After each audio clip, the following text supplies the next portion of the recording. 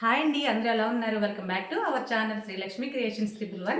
ఈ రోజు నేను మీకు అప్పడాలు ఎలా చేసుకోవాలనేది ఈ వీడియోలో చూపిస్తాను. వెన్నపూస వేసుకుని అప్పడాలు చేసుకుంటే చాలా బాగుంటాయండి. క్రిస్పీగా చాలా అంటే చాలా టేస్టీగా ఉంటాయి. ఎలా చేసుకోవాలో ఈ వీడియోలో మనం చూసేద్దాం రండి. వెన్నపూస అప్పడాలు ఎలా చేసుకోవాలో ఈ వీడియోలో నేను మీకు చూపిస్తాను రండి. చూడండి, అప్పడాలన్నీ ఎంత బాగా వచ్చినాయో, క్రిస్పీగా పొంగినాయి. చూసారా, అప్పడాలు కూడా పూరీలాగా అంత బాగా వచ్చినాయి. ఈ వీడియోలో ఎలా చేసుకోవాలో చూపించేస్తాను రండి. వరిపిండిని 4 గ్లాసులు అయితే ఈ గ్లాస్తో 4 గ్లాసులు తీసుకున్నాను. అంటే మనకి కేజీ అవుతుందండి 4 గ్లాసులు అయితే. కేజీకి మనకి ఏమేమి కావాలి అప్పడాల కోసం అనేది అయితే ఇప్పుడు నేను చూపించేస్తాను. నేను జల్లించి తీసుకున్నానండి ఈ పిండిని. ఇక్కడ నేను వెన్నపూసను తీసుకుంటున్నాను అప్పడాల కోసం. గుల్లగా రావడం కోసం మనం అయితే వెన్నపూసను వేసుకుంటున్నాం. అలాగే కాచిన వేడి నీళ్ళను కూడా వేసుకుంటామండి. గోరువెచ్చగా ఉన్న వేడి నీళ్ళు అయితే తీసుకోవాలి. తర్వాత ఒక 25 పచ్చిమిర్చిని తీసుకుంటున్నానండి. మనం ఇక్కడైతే కారాన్ని యాడ్ చేయం కాబట్టి ఇక్కడ మనం పచ్చిమిర్చి పేస్ట్ని అయితే తీసుకుందాం కారం కోసం అయితే. అలాగే చాలామంది పచ్చిశనగపప్పును వేస్తారండి. అలా కాకుండా నేను ఇక్కడ పెసరపప్పును వేస్తున్నాను. టేస్ట్కి చాలా బాగుంటుంది కాబట్టి పెసరపప్పును అయితే వేసుకుంటున్నాను. నెక్స్ట్ జీలకర్ర అండి. తర్వాత సన్నగా తరిగిన కరివేపాకు. మనకు కావాల్సిన అయితే ఇవేనండి. Next salt. ఇది అందరికీ తెలిసిందే, ఇది లేకపోతే టేస్ట్ రాదు కదా. మనం అప్పడాలని ఒత్తుకోవడం కోసం ఇక్కడ నేను పూరి ప్రెషర్ని యూజ్ చేస్తున్నాను.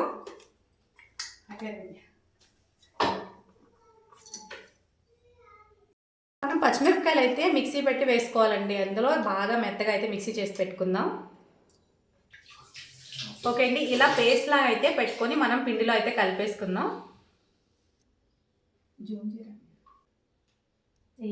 రావట్లేదా?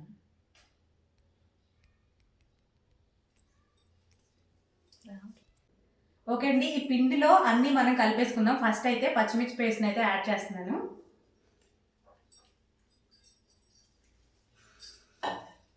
అలాగే పెసరపప్పు నానబెట్టి పెట్టుకున్నాం కదా, ఇది కూడా వేసుకుందామండి. ఒక 3 అవర్స్ ముందు పెసరపప్పుని అయితే నానబెట్టి పెట్టుకోవాలి అప్పడాల కోసం. పెసరపప్పు ఇష్టం ఉన్న వాళ్ళు పెసరపప్పు వేసుకోవచ్చండి. పచ్చిశనగపప్పు ఇష్టం ఉన్న వాళ్ళు పచ్చిశనగపప్పు కూడా వేసుకోవచ్చు. అది మన ఆప్షనల్ అనమాట.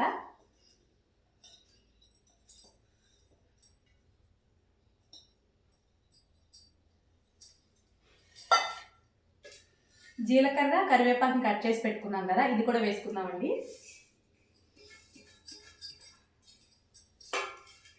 నెక్స్ట్ వెన్నపూసను కూడా వేసుకుందాం. వెన్నపూస వేసుకోవడం వల్ల అప్పడాలు చాలా టేస్టీగా ఉంటాయండి. గోరువెచ్చని వేడిగా ఉన్న నీళ్ళలో మనం పిండిని అయితే ఉక్కబెడతాం కదా, చాలా గుల్లగా వస్తాయి. తింటుంటే మళ్ళీ తినాలనిపిస్తుంది, అంత బాగుంటాయి. ఉప్పును కూడా వేసేస్తున్నానండి ఇప్పుడే. అన్నీ ఒకసారి మిక్స్ చేసుకొని కలుపుకుందాం.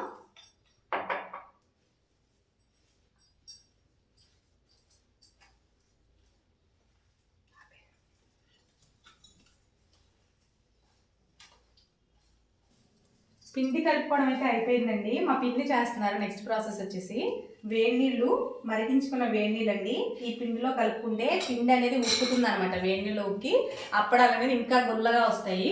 ఇప్పుడైతే కలుపుతున్నారు చూడండి, ఈ రకంగా అయితే మనం కలుపుకోవాలి. కొంచెం కొంచెం పోసుకుంటూ కలుపుకోవాలండి. ఎక్కువ పోయకూడదు. ఎక్కువ పోస్తే మళ్ళీ పిండి పలచగా అయిపోయి నూనెలు అవుతాయండి. కొంచెం కొంచెంగా కలుపుకుంటూ ఉండాలి. కొంచెం పిండినే కలుపుకోవాలండి. మనము 2-3 వాయిల్కి కొంచెం కొంచెంగా కలుపుకుంటూ తర్వాత మళ్ళీ కలుపుకోవచ్చండి. మెత్తబడిపోవడం ఒకటేసారి కలుపుకోవడం వల్ల కూడా మనకి నూనెలు అవుతాయి. అలా అని చెప్పి కొంచెం కొంచెం కలుపుకోమని మీకు చెప్తున్నాను నేను. మనం ఈ పిండి కలుపుకునే లోపు స్టవ్ ఆన్ చేసేసి ఆయిల్ అయితే పెట్టుకున్నామండి ఇక్కడ మేము. అంటే తొందరగా అయిపోతుంది కదా మనకి. ఓకే అండి, పిండిని అయితే ఇలాగ కొంచెం పక్కకి తీసుకున్నానండి. మనం ఒక 2 ఆయిల్కి సరిపడా అయితే కలుపుకున్నాం అనుకోండి. ఇవి అయిపోయిన తర్వాత మళ్ళీ మనం కలుపుకోవచ్చు. ఎప్పటికప్పుడే కలుపుకుంటే మనకు ఆయిల్ అనేది లాక్కుండా ఉంటుందండి. ఇంకొకటి, పిండి కలిపే విధానంలో ఇక్కడ చూసారు కదా, ఈ రకంగా అయితే కలుపుకోవాలి. మనం ఫింగర్ పెట్టి ప్రెస్ చేస్తే మెత్తగా లోపలికి వెళ్ళాలండి. బాగా ఎక్కువ ఉండకూడదు, సమానంగా ఉండాలి దేనికైనా సరే. అప్పుడే మనకి కరెక్ట్గా వస్తుందండి ఏది చేసినా. ఇప్పుడైతే నేను ఇక్కడ 2 ముద్దలుగా కలుపుకున్నాను కదా, ఇది మనకి 4 ఆయిల్గా అయితే చేసుకోవచ్చు. తర్వాత అయితే ఇక్కడ పూరీ ప్రెస్ని తీసుకున్నామండి మేము. పూరీ ప్రెషర్ మీద కవర్ అయితే పెట్టాము. ఎందుకు అంటే దీనికి నూనె కూడా అప్లై చేసాము. మనం ఇక్కడ బాల్ పెట్టి ఈ ముద్దను పెట్టి ప్రెస్ చేసినప్పుడు మనకి అంటుకోకుండా రావాలి కాబట్టి ఆయిల్ని కంపల్సరీ అప్లై చేసుకోవాలి. డైరెక్ట్గా పెట్టామంటే మనకైతే రాదండి, అది అతుక్కుపోతుంది దానికే. అందుకని చెప్పేసి ఇక్కడ పైన కింద కవర్ని అయితే యాడ్ చేసాము. ఇలా పెట్టి ప్రెస్ చేసుకున్నప్పుడు ఈజీగా వచ్చేస్తుంది మనకి. నెక్స్ట్ ఆ ప్రాసెస్ కూడా చూసేద్దాం. ఈ పిండిని బాగా కలుపుకున్న తర్వాత మనకి ఏ సైజు అప్పడాలు కావాలంటే ఆ సైజులో చిన్న చిన్న ఉండలుగా అయితే చుట్టుకోవాల్సి ఉంటుందండి. ఇక్కడ మీరు చూస్తున్న విధంగా అయితే మేము చిన్న సైజులో కావాలని కాబట్టి చిన్నగా చుట్టుకుంటున్నాం. మీకు పెద్దగా కావాలి అంటే మీరు పెద్ద పెద్ద సైజులలో అయితే ఉండలు చుట్టుకోవాల్సి ఉంటుంది. చూస్తున్నారు కదా, ఇక్కడ చేసిన విధంగా మీరు కూడా ఇలాగే చేయండి.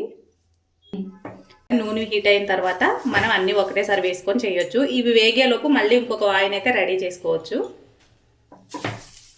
చాలా ఈ చేసుకున్న అప్పడాలు ఆయిల్ అయితే హీట్ అయిందండి, అందులో వేసుకొని వేయించుకుందాం. నూనెలో వేసుకొని